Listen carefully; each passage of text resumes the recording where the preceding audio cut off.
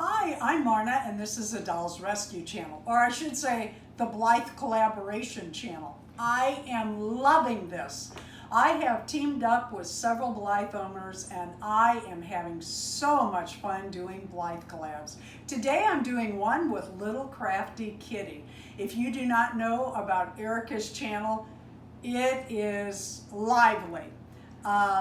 Really fun. She does a lot of live broadcasts, usually on Friday night, about 7 o'clock my time. What is that, Darren? Central time. So check for Little Crafty Kitty and enjoy. She does a lot of doll unboxings, dressings, reviews. She does a lot of shorts on her channel. She tries to include jewelry crafting, isn't it? Yeah, she does crafting, and oh gosh, she has a lot that she covers. She's very fun and very inclusive, and you will love her lives. Today, she and I teamed up, and we're going to take one of our Blythe dolls and we're going to Halloweeny it. So our hashtag today is BlytheOween. These Blythe dolls I love. They were less than $10 on AliExpress. This is Elizabeth, and she has already had her lashes done. I did not paint her eyelids, but you can see her lashes. I want to put her back. I like her on this one. That's Elizabeth's eye color. And what I like, their little legs click and pose. They're cute little dolls. They're fun little dolls, and they're inexpensive. This is Ruby. As you can see, she is the same doll. They came in the same lot. Ruby's eyes have not had the eyelash change, and that's what we're getting ready to do. When I do their eyelashes, I had bought this same type of doll from the same seller on AliExpress. And when I did the eyelashes, I simply took a tweezers, I pulled them out, I took a pin, I cleaned between the two eyelashes, the plastic between, and I put glue on the edge of a half an eyelash and I pushed it up in. Honest to God, that easy. When I did this lot, I have done 2 of the ones that I bought 5 of. And one eye went really easy. The other eye, the plastics are very tight, and when I tried to clean that out, in between there's a little hook like glued real tight, or I don't know, fused. So I had to work harder at it. It did take about, oh gosh, I don't know, half hour or longer to get that second eyelash in. So I'm hoping that Ruby's goes easier than Elizabeth's, but I wanted you to be aware of that if you did buy these dolls. It's a simple process, but it can take longer on some dolls. Okay, they have changed how they have done these eyes. And they have glued this down now. It used to not be glued like that because, as I said, I've done it before. Right here is probably where they crimp it. And what I'm doing is I microwave some water for 1.5 minutes, and I've been working with a larger safety pin to try to split that glue. It is working, but it is really taking a lot to do it and a lot of energy. You use 1/2 of a human false eyelash. I got these on eBay, cheap. It's been a while, but I paid like $1.88 delivered. When you cut these in half, do not use your good scissors. And there is a science to it, because if it's a millimeter off, it will show up on the Blythe dolls. So you kind of have to cut it in half and then measure back and forth using your ends of your eyelashes. See how that one's a little bit, I don't know if you can see that or not, just a little bit longer than the other. I'm going to cut that. I'm going to add a little glue. I use craft glue and a toothpick, put that on the edge, and then what you do is you just shove that up in there just to the edge and let it dry. Okay, I am pushing these in. Well, I was. And you want to make sure you have your eyelashes correct. You want them to be equal, not one side has the long side at the nose and the other one has the short side. You want the long side on both. See how I'm just cramming that in there. This one's not seating as well as the one I had so much trouble with, so I must have really opened it. Ta-da!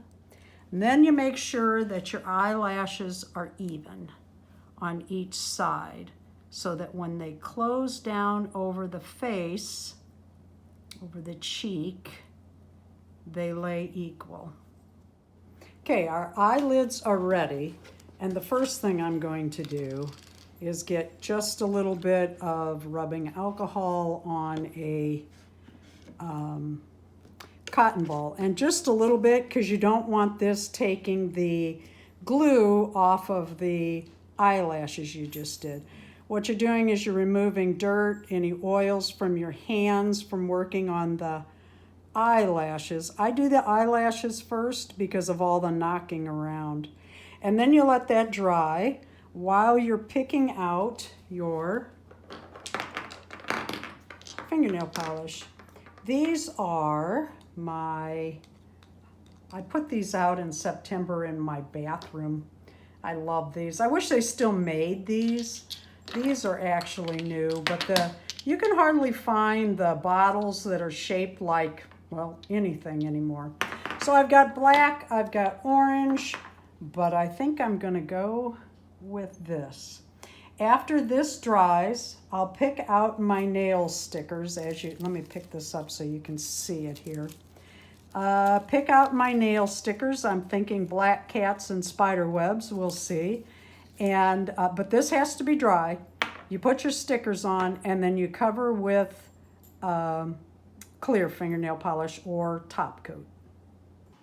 Okay, so here we are.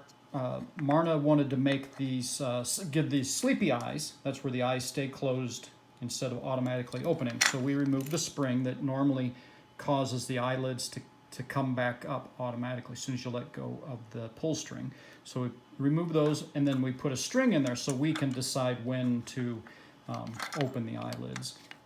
And we put the string through what the spring was holding when we opened up the doll's head. Right, the spring went from there to this little hook right here, and then we'll just run that string out the back there.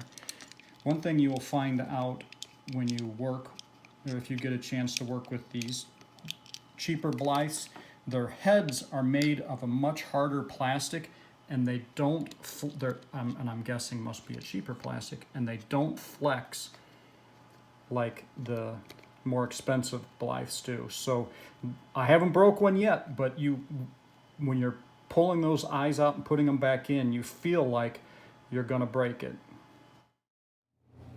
I love Ruby's little dress and her little skulls on her belt. I love it, but I bought some new fabric and I thought it would be fun to go ahead and see about a new outfit for Ruby. So what I'm going to do, I cut this in the regular Blythe size. And as you can see, they're a little bigger. They have a bigger body, and that's the pattern that I had for the top.